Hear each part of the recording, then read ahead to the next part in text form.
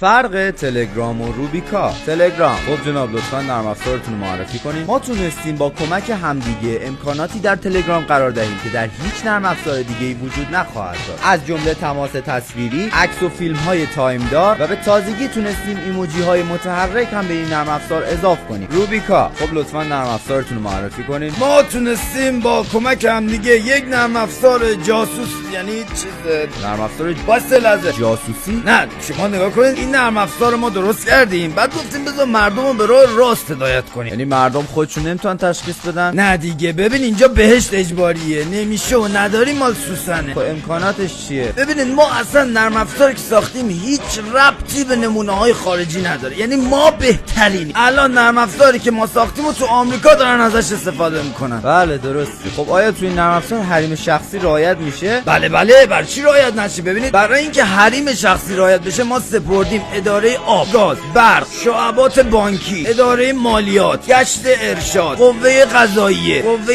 اجراییه، قوه مقننه و یه چند تا قوای دیگه روی تمامی پیام ها نظارت داشته باشن. یعنی الان کجاش حریم شخصیه؟ ما چند نفر گذاشتیم کاربرا یه وقت نترسن، شبا احساس تنهایی نکنن.